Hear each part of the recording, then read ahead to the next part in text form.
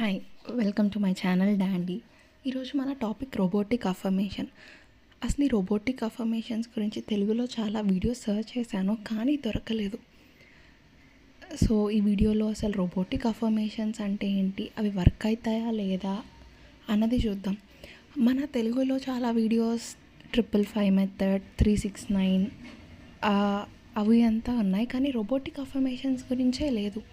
Robotic affirmation అంటే ఏంటంటే రోబోలాగా మనం చెప్తూనే ఉండాలి, మనం దాన్ని ఫీల్ అవ్వక్కర్లేదు. ఫర్ ఎగ్జాంపుల్, నేను ఈరోజు ఒక షూస్ కొనాలి అని అనుకున్నాను. నేను ఈరోజు షూస్ కొనేసాను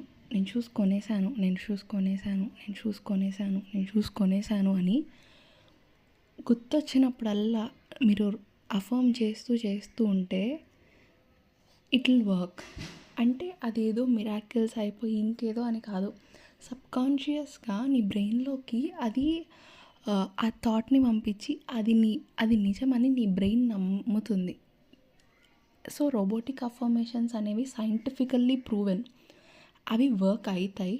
సో మీరు కూడా టెస్ట్ చేసి చూడండి. ఖాళీగా ఉన్నప్పుడు, యూటెన్సిల్స్ క్లీన్ చేసేటప్పుడు, ఇంకే పని చేసేటప్పుడైనా మీరు అనుకున్నది జస్ట్ ఒక మంత్రంలాగా చెప్తూ ఉండండి. ఇది సైంటిఫికల్లీ ప్రూవెన్ టెక్నిక్. ఎందుకంటే పాతకాలంలో ఋషులు వాళ్ళందరూ కూడా ఇలాగే జపిస్తూ ఉండేవాళ్ళు. మేనిఫెస్టేషన్స్ డిఫరెంట్ కైండ్స్ ఉన్నాయి.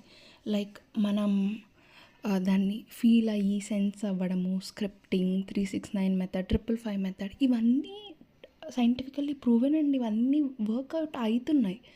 కానీ రోబోటిక్ అఫర్మేషన్ అనేది one of the easiest technique. So please do try.